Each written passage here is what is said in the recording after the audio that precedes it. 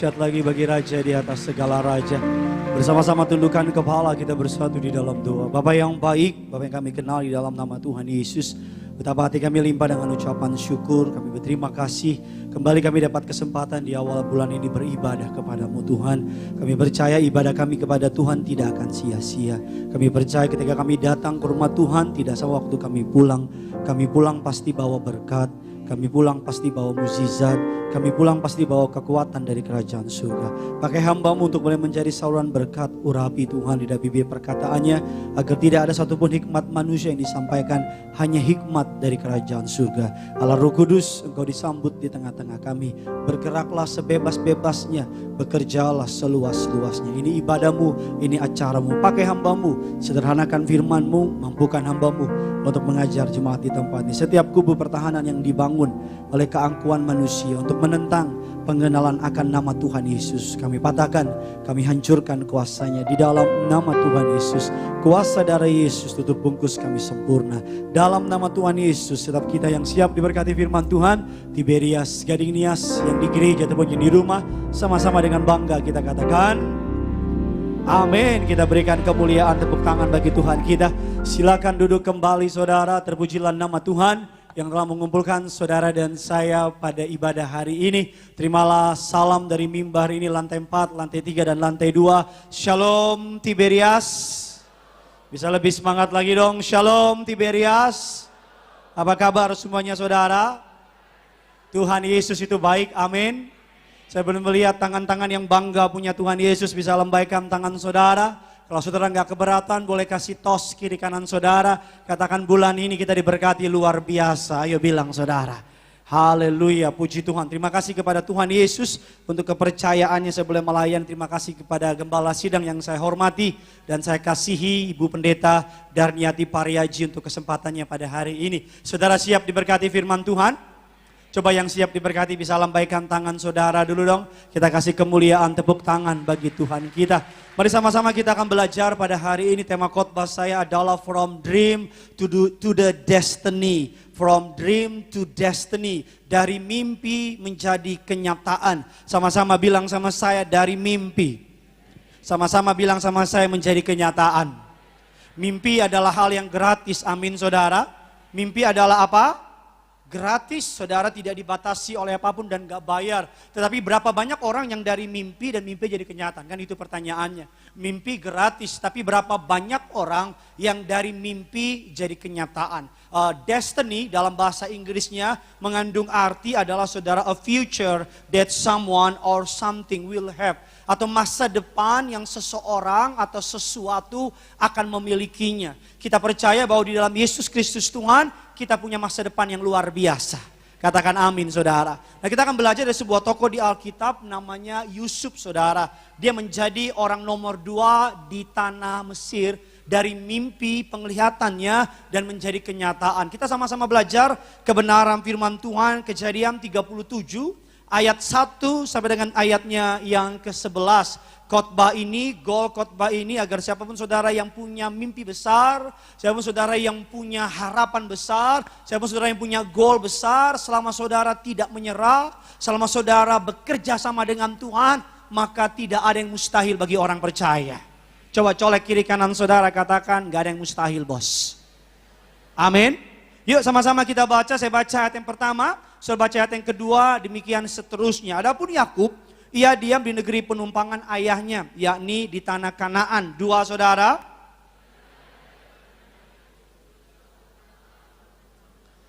Jadi masih muda biasa, bersama-sama dengan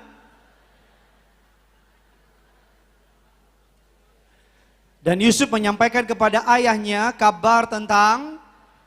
Ayat yang ketiga, Israel lebih mengasihi Yusuf daripada semua anaknya yang lain. Sebab Yusuf itulah anak yang lahir daripada masa tuanya. Dan dia menyuruh membuat jubah yang maha indah bagi dia. 4 saudara.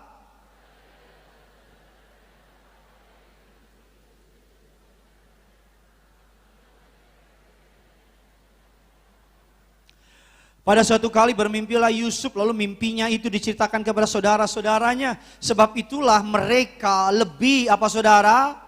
Benci lagi kepadanya. 6 saudara.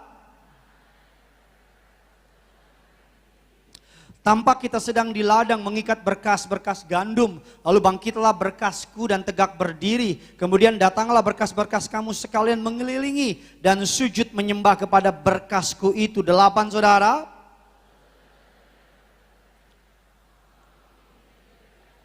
Apakah engkau ingin berkuasa atas kami? Jadi makin bencilah mereka kepadanya karena apa? Mimpinya dan karena apa? Ayat yang ke-9, lalu ia memimpikan pula mimpi yang lain yang diceritakan kepada saudara-saudaranya. Katanya, aku bermimpi pula tampak matahari, bulan, dan 11 bintang sujud menyembah kepadaku. 10 saudara. Maka ia ditegur, mimpi apa mimpimu itu?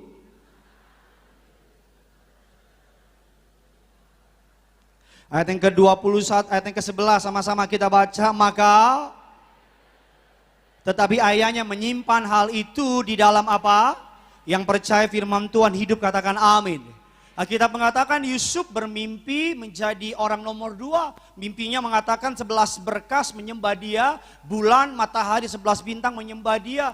Dia bermimpi ketika dia berusia 17 tahun. Sama-sama bilang sama saya, 17 tahun. Dan mimpinya menjadi kenyataan, dia umur 30 dia sampai di Mesir, umur 39 dia menjadi orang nomor 2 di tanah Mesir. Jadi kurang lebih ada 22 tahun masa penantiannya. From dream, dari mimpi to destiny. Dari mimpi jadi kenyataan. Berapa usianya? 17 tahun mimpinya. Berapa kejadiannya? 22 tahun. Ikut Tuhan tidak meniadakan proses, katakan amin. Semua orang ikut Tuhan pasti diproses. Bisa enggak Allah menciptakan langit dan bumi langsung tanpa hari pertama, kedua, ketiga, langsung 1 detik jadi? Bisa enggak? Bisa, tapi dia Allah atas proses, katakan amin. Sama-sama bilang sama saya, dia Allah atas proses. Nah, kita akan mempelajari hari ini ada tes demi tes yang Yusuf lewati sebelum dia menjadi orang nomor 2 di tanah Mesir. Dengar baik, Allah nggak akan mempercayakan suatu hal kepada saudara, hal besar, hal luar biasa, power, pengaruh, apapun itu, harta, kalau saudara tidak dapat dipercaya. Katakan amin. Saya ulang sekali lagi, Allah tidak akan mempercayakan kepada saudara pengaruh, harta, jabatan, posisi, power kalau saudara tidak dapat dipercaya. Repot banget kalau seorang gembala gereja besar, dia punya hati pengusaha bukan hati pendeta. Repot. Maka jemaatnya akan diperas habis-habisan, betul apa tidak? Gak mungkin orang dipilih jadi gembala gereja besar kalau Tuhan gak lihat dia siap. Lebih baik pengusaha hati pendeta daripada pendeta hati pengusaha. Puji Tuhan di Tiberias, pendetanya, gembala saudara dan saya, hatinya pendeta hamba Tuhan. Yang percaya boleh kasih kemuliaan dulu buat Tuhan kita. Yang pertama yang kita bisa pelajari dari kisah ini, yang pertama adalah bahwa God has a dream for you. Tuhan punya mimpi buat saudara. Sama seperti saya punya mimpi buat anak saya. Saya bermimpi anak saya Genesaret dan Johannes dipakai Tuhan luar biasa. I have a plan for them. Saya punya rencana buat mereka. Sama seperti saya punya mimpi untuk kedua anak saya, maka Bapa di surga juga punya mimpi buat saudara. Amin. Apa mimpi Tuhan buat saudara dan saya? Kita lihat Yeremia 29 ayatnya yang ke-11. Ini mimpi Tuhan untuk saudara dan saya. Sama-sama kita baca. 3, 2, ya. Sebab mengenai kamu demikian, yaitu rancangan apa? Bukan rancangan apa? Untuk memberikan kepadamu apa? Hari depan yang penuh apa? Yuk sama-sama angkat tanganmu Gading Nias yang di rumah atau di gereja. Sama-sama ikuti saya dalam nama Yesus. Aku percaya bersama Yesus hari depanku penuh damai sejahtera. Aku percaya di dalam Yesus hari depanku penuh harapan. Dalam nama Yesus, aku percaya. Semua yang percaya kita katakan, kita berikan kemuliaan buat Tuhan kita. Amin. Siapapun saudara, apapun hidup saudara, hari depan yang indah menanti saudara. Perkara-perkara gagah perkasa disediakan buat saudara. Hari depan yang penuh harapan terjadi atas setiap jemaat Tuhan di tempat ini. Amin saudara. Itu janji Tuhan. Bagaimana kita bisa tahu? janji Tuhan? Bagaimana kita bisa tahu mimpi Tuhan dalam hidup kita? Bagaimana kita bisa tahu apa yang Tuhan mau dalam hidup kita? Sederhana, get to know Him. Cari tahu tentang Tuhan, dekat sama Tuhan. Kalau saya pengen tahu bagaimana fungsi dari iTap ini, saudara, dari tab saya perlu bertanya kepada pencipta tab ini. Betul apa tidak? Karena pencipta dari tab ini tahu dengan baik fungsi dari tab ini. Kalau saya pengen tahu apa mohon maaf fungsi dari speaker ini, saya perlu tanya sama pencipta speaker ini. Akan menjadi salah alamat kalau saya pengen tahu fungsi dari speaker, saya tanya sama orang lain. Kalau saya pengen tahu bagaimana mengoperasikan speaker ini, saya harus lihat manual book dari speaker ini. Karena di manual book akan ketahuan mana tombol nyalanya, mana tombol matinya, gimana suara lebih besar dan kecil. Untuk hidup saudara dan saya pengen tahu bagaimana manual book kita perlu lihat Alkitab adalah manual book kita. Di Alkitab ditulis bagaimana kita harus hidup, katakan amin. Di Alkitab ditulis bagaimana saudara dan saya menjalani bisnis, menjalani usaha, menjadi kepala rumah tangga, dan seterusnya.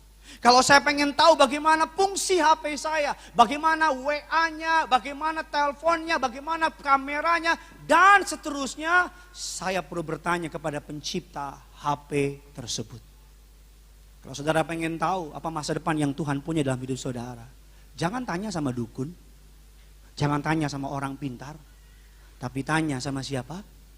Sama Tuhan. Orang Kristen kadang-kadang konyol, pengen tahu masa depan, main kartu tarot. Kartu tarot dikocok-kocok, diambil dalam nama Yesus, lagi dalam nama Yesus. Konyol. Saya pernah lagi ada acara, ada orang datang bawa kartu tarot. Ada yang mau diramal nggak? Yuk diramal yuk. Orang Kristen semua. Dikocok kartunya, diramal ya. Saya mau bilang sama saudara, itu kekejian di hadapan Allah. Kalau saudara masih tanya-tanya orang pintar, masih ke dukun, kalau saudara masih pakai kartu tarot untuk mempredik masa depan saudara, itu kekejian di hadapan Allah. Kalau saudara pengen tahu masa depan saudara, tanya Tuhan. Get to know Him, dekat sama Tuhan. Tapi Pak Pendeta, saya sering tanya sama Tuhan, tapi Tuhan gak pernah jawab saya. Saya pernah dengar sebuah cerita yang memberkati saya. Suatu hari ada seorang jemaat yang udah 6 bulan gak pernah ke gereja. Long story short, senior pastornya datang ke jemaat tersebut. Senior pastor ini udah orang cukup tua, suaranya pelan dan volumenya gak terlalu besar. Senior pastornya tanya sama jemaatnya, kenapa kamu sudah 6 bulan gak pernah ke gereja? Jemaatnya bilang, saya marah sama Tuhan. Karena setiap kali saya bertanya, berdoa, berseru, Tuhan gak pernah ngomong. Tuhan gak pernah jawab. Tuhan gak peduli sama saya. Senior pastor ini karena dia udah tua, banyak pengalaman, dia jawab, Tuhan jawab. Tuhan mendengar dan Tuhan berseru mendengar jawaban kamu. Karena suaranya pelan, jemaatnya bilang, maaf pastor gak kedengeran. Pendeta ini ulang lagi, nadanya tetap sama, volumenya tetap sama. Tuhan mendengar dan Tuhan menjawab seruan kamu. Maaf pastor gak kedengeran. Pendeta ini ulang lagi, Tuhan mendengar dan Tuhan menjawab seruan kamu. Dan jemaatnya bilang, Pak Pendeta gak kedengeran. Apa jawab pendeta? Bukan gak kedengeran, kamu yang terlalu jauh dari aku. Ayo mendekat sama aku. Ketika jemaat ini mendekat kepada pendetanya, suaranya kedengaran. Bukan Tuhan gak bicara, tapi kita yang terlalu jauh dari Tuhan. Bukan Tuhan gak ngomong, tapi kita yang terlalu jauh dari Tuhan. Ketika kita dekat dengan Tuhan, maka suara Tuhan jelas terdengar dan dapat didengar. Amin. Hari ini kenapa gak ada Nias? Belum gajian ya? Apa peduli sama rambut saya? Ini belah apa Pak Pendeta? Belah iman saudara. Belah laut merah namanya saudara. Minggu depan saya gak ada saudara.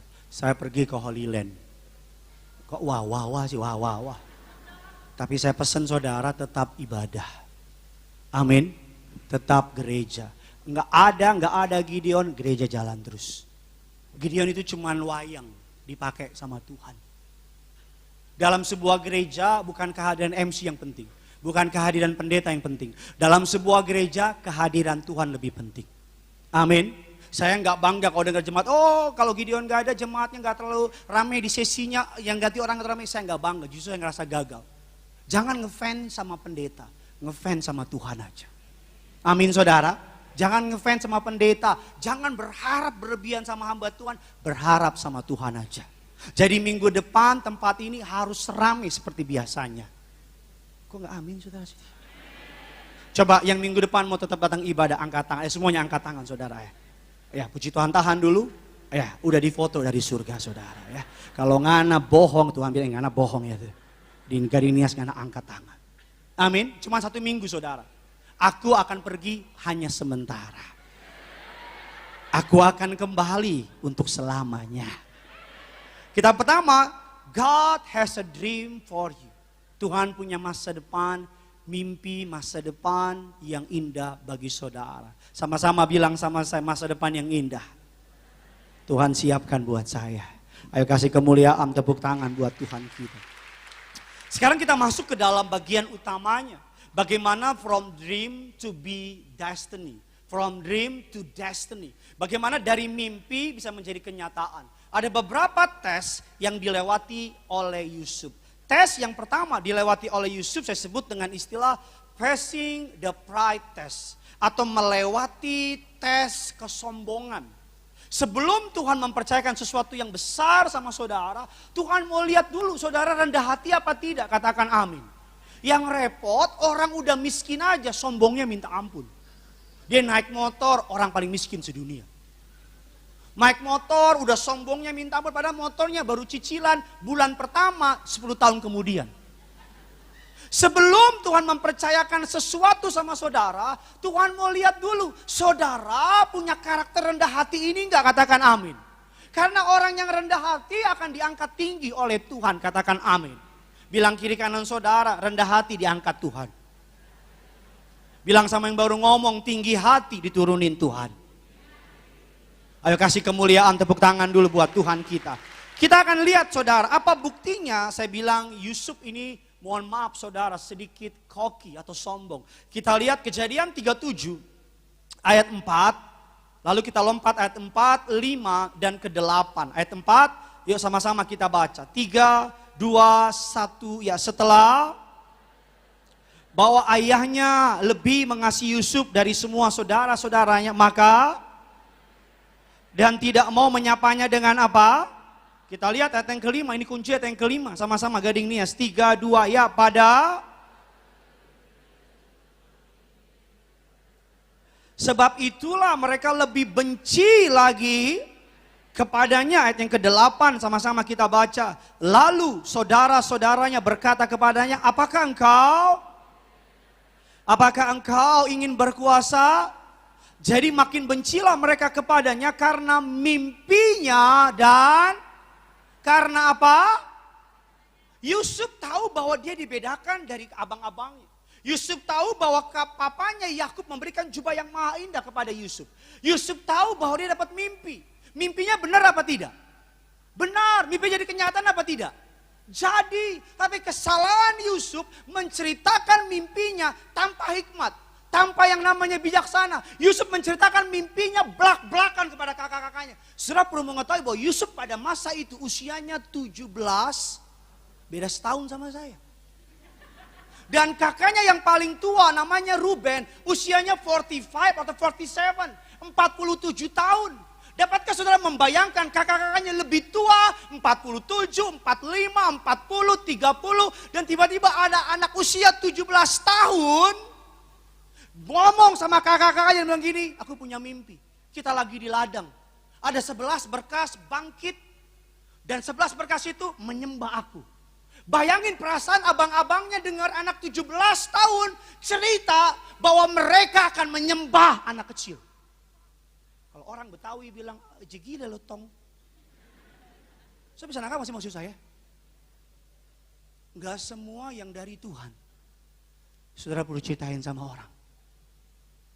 Gak semua visi yang saudara terima dari Tuhan saudara harus omongin sama orang. Karena banyak orang gak mau saudara berhasil. Banyak orang gak siap saudara maju. Banyak orang iri sama saudara. Itu yang terjadi dengan Yusuf. Bahkan udah selesai itu dia cerita lagi sama Yusuf. Dia cerita sama abang-abangnya. Bulan, matahari, ke-11 bintang. Sekarang perginya minggu depan saudara. Kenapa diamnya malam ini saudara hari ini? Bahkan Yusuf lebih bragging lagi. Yusuf bilang bulan dan bintang ke-11 matahari sujud menyembah aku. Sebelum Tuhan mempercayakan perkara besar sama saudara, saudara harus belajar menjaga mulut saudara. Bilang kiri kanan saudara, moncongmu harus dijaga. Amin. Apa yang perlu dijaga? Moncong. Apa saudara? Moncong. Saya bisa bayangin gak sih anak 17 tahun cerita sama koko-kokonya, sama abang-abangnya yang 47, 45 dan bilang, lu semua akan menyembah gua. Bisa bayangin gak perasaan dari keluarga? Kita lihat lagi satu ayat, biar saudara saya bisa lebih mengerti apa yang saya maksud. Sama-sama kita lihat Kejadian 37 ayat yang ke-18. Biar saudara bisa lebih mengerti. Kejadian 37 ayat yang ke-18. 37, 18. Yuk sama-sama kita baca Tiberias Gading Nias. 3, 2, 1, ya. Tetapi sebelum ia dekat pada mereka, mereka telah bermufakat untuk mencari daya upaya untuk apa? Kenapa dari jauh kakak-kakaknya tahu itu Yusuf? Tampilkan gambarnya. Kenapa dari jauh kakak-kakaknya itu tahu itu Yusuf? Karena Yusuf pergi ke ladang, saudara, memakai jubah yang maha indah. Gak ada orang pergi ke ladang pakai jubah yang maha indah. Jadi ketika Yusuf pakai jubah yang maha indah ini, dari kejauhan kakak-kakaknya udah lihat. Jubah maha indah itu hanya menjadi bukti bahwa papanya lebih sayang Yusuf daripada yang lain. Saya mau bilang sama saudara, ketika Tuhan memberkati saudara akan menimbulkan iri hati sama orang lain. Betul apa tidak? Ketika Tuhan beri mobil baru sama saudara, kasih rumah baru, kasih jabatan baru, kasih promosi, berkat Tuhan bukan hanya mendatangkan promosi berkat, tapi mendatangkan orang yang iri hati. Makanya kita perlu bijak. Kenapa Yusuf pakai ketemu sama abang-abangnya, udah abang-abangnya lagi kerja, capek-capek, dia paling muda, pergi pakai jubah yang maha indah. Itu kan cari penyakit namanya. Tak betul apa tidak? Kalau saudara di keluarga, maaf ya, engkau yang paling berhasil dan kakak-kakakmu di bawah engkau secara ekonomi. Kalau engkau pergi ke acara keluarga, bijaklah. Jangan pakai mobilmu yang paling bagus. Jangan kau bawa mobilmu yang gak ada pintu itu. Betul apa tidak? Pilih pakai jam yang biasa. Ngomongmu gak usah gede-gede. Karena adik kakak, kalau adiknya atau kakaknya lebih maju, apalagi kalau adik lebih maju, kakaknya, abangnya, itu punya ego. Ini terjadi dengan Yusuf. Yusuf 17 tahun. Dia nggak ngerti wisdom. Dia nggak punya hikmat. Bayangin dia ketemu kakaknya lagi gali, macul, lagi tanam-tanaman. Dia pakai jubah yang maha indah. Ketiplak, ketipluk, ketiplak, ketipluk, ketiplak, ketipluk. Naik kuda dari Jakarta ke Israel. Ketiplak, ketipluk, ketiplak, ketipluk, ketiplak. Saya bisa nangkap gak maksud saya? Saudara kalau ketemu orang, bijak. Tas saudara, kalau kau tahu tasmu akan menimbulkan iri hati, gak usah dipakai. Kalau gue pakai tas Alfamart yang cuma 3.000, 5.000 ya? Oh naik ya sekarang ya? Dan dikoreksi lah, cuma beda 2.000 lah. Cincai lah, cek toko sebelah gak ada yang lebih murah dari saya. Bijak. Saudara punya mimpi, punya visi dari Tuhan. Kadang-kadang gak perlu ngomong sama orang. Karena banyak orang di depan kita kelihatan bahagia, padahal di belakangnya berharap kita jatuh. Betul apa tidak? Itu terjadi dengan Yusuf. Mimpinya salah gak? Gak ada yang jawab ya? Saya ke Israel malam ini juga nih langsung nih. Emang malam ini jam 9 saudara. Mimpinya salah gak? Mimpinya dari Tuhan gak? Salahnya di mana? Diomongin. Saya dulu pernah jadi choir, ya pasti pernah lah. Di Sarbini. Saya lihat pendeta di Sarbini, Tuhan taruh di hati saya. Saya bilang begini, aduh suatu hari saya jadi hamba Tuhan, bisa khotbah. Salahnya saya ngomong depan anak-anak choir yang lain. Mimpi basah lo, nggak mungkin lo ini lo itu lo. Walaupun saya dapat impresi itu dari Tuhan. Tapi ketika saya ngomong itu, saya nggak bijak ngomong depan mereka. Kalau saudara diberkati secara materi, bijak. Ketemu orang, ketemu keluarga, bijak. Jangan menimbulkan iri hati, katakan amin. Jangan menimbulkan orang jadinya kayak, kok dia lebih kaya ya? Kok tasnya lebih bagus ya? Kalau teman-teman pada cerita liburan ke Dago, ke Puncak, ke Alfamart, dan ke liburan ke Amerika, oh gue mah Amerika. Di mana? Di patungnya di atas. Bijak. Karena yang membuat Yusuf dilempar ke dalam lubang, Alkitab katakan karena saudaranya sakit hati sama perkataan Yusuf. Alkitab bilang cerdik seperti, tulus seperti, cerdik itu bicara ini, tulus itu bicara ini. Banyak orang Kristen cuma sampai di level tulus, tapi ininya on, kurang pinter. Amin. Ayo yang percaya kita kasih kemuliaan, tepuk tangan dulu buat Tuhan. Kita lihat bagian yang terakhir ketika Yusuf tes yang pertama adalah the pride test. Saya berdoa saudara orang-orang yang rendah hati supaya Tuhan angkat saudara. Amin saudara. Saya berdoa saudara orang-orang yang rendah hati supaya Tuhan meninggikan saudara pada waktunya. Saya berdoa saudara orang-orang yang rendah hati supaya hanya tangan Tuhan sendiri yang mengangkat saudara tinggi-tinggi. Amin saudara. Sekali lagi kasih tos kiri kanan bilang ayo rendah hati. Kasih tos kiri kanan bukan tepuk tangan. Amin. Yang kedua saya undang pemain Tajidor. Yang kedua adalah kita belajar. Pertama adalah the pride test. Facing the pride test. Yang kedua adalah saudara adalah facing the pit test. Atau melewati tes dari lembah kekelaman. Kita tahu story-nya bahwa Yusuf dilempar ke sebuah lubang, betul? Kita tahu bahwa keluarganya, kakak-kakaknya sebel sama Yusuf. Karena Yusuf lebih disayangin. Dan Yusuf dilempar ke lubang oleh kakak-kakak, kita tahu itu. From dream to the destiny. Kita tahu bahwa kakak-kakaknya melempar Yusuf ke lubang karena Yusuf gak bijak dalam menceritakan visi yang Tuhan kasih sama dia. Betul? Dan kita tahu di lubang ketika bicara mengenai lembah kekelaman, bagaimana respon kita terhadap lembah kekelaman? Itu maksud saya. Ketika saudara dalam kekalahan, dalam kegagalan, dalam kehancuran, bagaimana saudara merespon? Pak Pendeta, saya sedang berada dalam lembah kekelaman. Pertanyaan saya, bagaimana saudara bisa ada di situ? Pak Pendeta, saya sedang bangkrut sekarang. Pertanyaan saya, mengapa engkau bisa bangkrut? Pak Pendeta, saya punya penyakit. Pertanyaan saya, kenapa kamu bisa sakit? Pak Pendeta, rumah tangga saya sedang di ujung tanduk. Pertanyaan saya, mengapa rumah tanggamu bisa di ujung tanduk? Daripada nyalahin orang lain, mendingan cek diri saudara sendiri. Kita tahu bahwa Yusuf dilempar ke dalam lubang itu. Kita tahu memang kakak-kakaknya punya hati yang busuk. Kita tahu itu. Tapi kita tahu perkataan Yusuf, perbuatan Yusuf men-trigger kakak-kakaknya untuk membuang dia ke lubang tersebut. Saya pernah ketemu seorang anak muda yang narkoba. Saya tanya sama dia, bro, kenapa narkoba bro? Dia jawab, Pak Pendeta, karena saya berasal dari keluarga broken home. Saya tanya, apa maksudnya broken home? Papa mama gak akur Pak Pendeta. Papa mama di rumah ribut Pak Pendeta. Makanya saya kurang kasih sayang. Sehingga saya cari kasih sayang di luar sana. Jadinya kena coba. Jadi narkoba Pak Pendeta karena saya kurang kasih sayang. Saya bilang sama dia, my dad, papa saya umur 6 tahun ninggalin saya. Mama saya 6 orang anak, besarin kita berenam.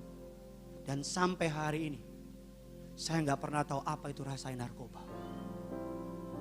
Sampai hari ini. Jangan jadikan keadaan, jangan jadikan masalah, jangan jadikan sakit penyakit, jangan jadikan lembah kekelaman sebagai alasan untuk tindakan saudara. Jangan jadikan masa sukar sebagai alasan untuk menjustifikasi perbuatan saudara. Jangan jadikan masa sulit menjadikan alasan. Banyak di antara kita kalau lagi jatuh, lagi gagal, kita cari kambing hitam untuk disalahkan. Betul apa tidak? Di sini nggak ada, di Bogor.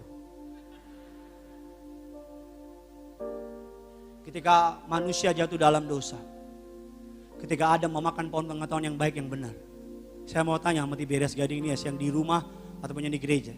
Ketika Allah bertanya kepada Adam, mengapa dia makan pohon pengetahuan yang baik yang benar? Siapa yang disalahin sama Adam? No, bukan Hawa. Baca Alkitab saudara. Yang disalahkan oleh Adam, Tuhan. Lu dari mana Pak Pendeta? Karena Adam bilang sama Tuhan, perempuan yang kau tempatkan di sisiku, dialah yang memberikan kepadaku. Bahasanya Adam, bahasa Indonesia yang mudah dimengerti, Adam ngomong begini, karena lu sih kasih model perempuan kayak begini. Coba lo kasih Tono, Joko, aman kita. Saudara gak akan pernah bisa bertumbuh kalau ada kesalahan, ada kegagalan, ada kejatuhan. Yang pertama kau cari salahin orang lain. Saudara gak akan bisa jadi orang besar kalau ketika engkau gagal, kau mulai cari kambing hitam. Ya habisnya saya gak sarjana, makanya saya jadi orang miskin. Ya habisnya papa mama bercerai, maka saya jadi orang gak berhasil. Ya habisnya saya nggak tinggi, saya semampai, semeter tak sampai. Makanya saya jadi orang biasa. Ya habisnya gimana dong, saya kan dari sekolah kampung gitu, makanya nggak bisa jadi orang hebat. Ya habisnya gimana, nggak bisa bahasa Inggris karena nggak punya uang buat kursus. Ya habisnya gimana dong, saya selingkuh karena istri saya nggak hangat sama saya, mau hangat di kompor, hangat banget tuh. Ya habisnya gimana? Kenapa bercerai? Ya gimana dong? Habisnya saya sama dia tuh bener-bener berlawanan gitu. Gak cocok gitu kayaknya. Sama dia tuh kayaknya ribut mulu, berlawanan deh. Makanya ya mau gimana? Memang pasangan kita harus berlawanan sama kita. Gak boleh sesama jenis. Betul apa tidak? Makanya kita bilang menikah pertama dengan lawan.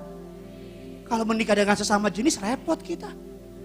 Saya berkati Joko dan Tono. Ih. Silakan kumis dan kumis. Ih. Amit-amit jabang baby. Berhenti nyalain orang lain. Berhenti cari alasan untuk kegagalanmu. Mulai lihat diri saudara. Amin. Passing the pit test. Setiap kita pasti akan melewati lembah kekelaman. Someday, suatu hari. Pak Pendeta belum, tunggu tanggal mainnya. Pak Pendeta sedang di lembah kekelaman. Langkah pertama, jangan salahin orang. Amin. Tapi Pak, dia buat saya jatuh di sini.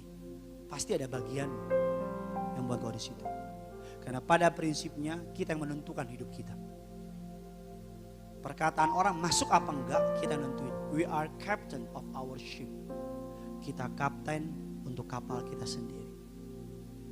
Bagian yang terakhir, passing the pit test.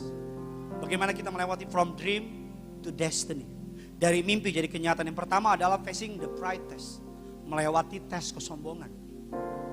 Yang kedua adalah melewati tes lubang kekelaman atau lembah kekelaman. Yang kedua kitab katakan, tadi kita bicara yang kedua adalah the perspective of the pit. Atau perspektif saudara ketika saudara berada di lembah kekelaman. Yang pertama adalah mencek, mengevaluasi diri saudara sendiri. Dan yang kedua adalah jangan izinkan iblis mengintimidasi saudara. Katakan amin. Jangan biarkan iblis menghancurkan dan berkata, lo sih begini, lo sih begini. Evaluasi harus. Tetapi jangan biarkan iblis datang dan memukuli saudara dengan mengingatkan semua karena salah lu, semua karena kegagalan dan sebagainya. Kalau saudara mau tahu contoh yang paling hoax terbesar dalam kisah ini, kita akan lihat. Dalam Kejadian 37 ayat 31 sampai 33. Ini ayat saya terakhir. Sama-sama kita baca 3, 2, 1 ya.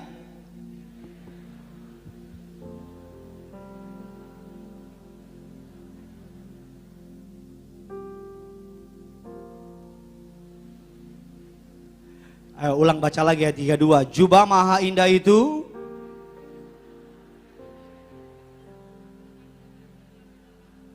Silakanlah Bapak periksa apakah jubah ini milik anak Bapak. Ayat 33, kasih keras suaramu ketika ini jubah anakku, binatang buas telah, tentulah Yusuf telah apa saudara? The perspective of the faith. Yang pertama, passing the pride test. Melewati tes harga diri. Tes kesombongan. Saya berdoa kita semua lolos di tes itu. Amin, ini kurang yakin. Saya berdoa kita semua lolos di tes itu. Makin diberkati, makin rendah hati. Makin maju, makin rendah hati. Makin dipakai Tuhan, makin rendah hati. Makin dipercaya Tuhan, makin rendah hati. Amin. Yang kedua, passing the pit test. Di masa di lembah kekelaman, di lubang tempat jatuh itu, Yusuf menyadari dia gak salahin orang lain, dia melihat dirinya. Yang ketiga adalah the perspective of the pit. Bagaimana cara kita melihat kejatuhan? Apakah kita melihat dari sudut pandang iblis yang menjatuhkan kita? Atau kita melihat dari sudut pandang Allah? Dari kisah yang kita baru baca tadi, itu adalah hoaks yang dipakai oleh kakak-kakaknya Yusuf. Mereka mengambil jubah yang maha indah itu, diambil domba, disembelih, dikasih darahnya, dan lihat cara mereka menipu papanya Yakub. Mereka cuma ambil jubahnya dan kasih sama papanya, sambil bilang, lihat apakah ini jubah anakmu. Kakak-kakaknya membawa bukti-bukti yang sudah dibuat, evidence yang sudah dimedap sedemikian rupa, dan membawa kepada papanya, dan papanya percaya Yusuf dimakan, diterkam binatang buas. Dan papanya Yakub menyalahkan dirinya selama 22 tahun. Yakub menyalahkan dirinya. Yakub berpikir di malam-malam hari, kenapa saya suruh Yusuf menghampiri abang-abangnya. Selama 22 tahun Yakub berada di bawah intimidasi dari kesalahannya. Padahal faktanya kita tahu bahwa Yusuf tidak diterkam binatang, tapi kakak-kakaknya menutupi kisah itu, mengambil gaun yang maha indah itu dan memberikan kepada papanya. Dan yang menarik saudara lihat caranya. Kakak-kakaknya gak bilang langsung diterkam binatang, kakak cuma kasih darah, kasih papanya sambil bilang begini, apakah ini jubah anakmu? Sisanya pola pikir Yakub yang dimainin di situ. Kira-kira gaya sikapnya menipu itu mirip gaya siapa? Iblis. Iblis akan membuat evidence, bukti-bukti yang kelihatannya valid, ditwist dan dikasih sama saudara. Iblis akan bilang begini, tuh, lihat, sakit kan di sini, kanker tuh. Tuh, lihat, mamamu gak sayang sama kamu, dia lebih sayang sama anjingnya.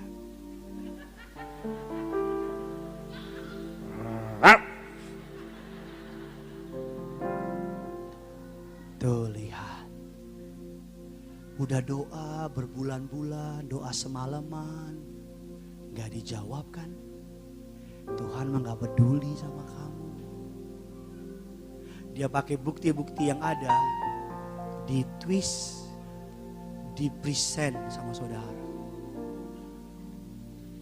Yakub 22 tahun loh, dibohongin sama dusta ini. 22 tahun dia menghukum dirinya karena dia yang suruh Yusuf jumpai kakak-kakaknya. 22 tahun Yakub hidup dalam rasa bersalah.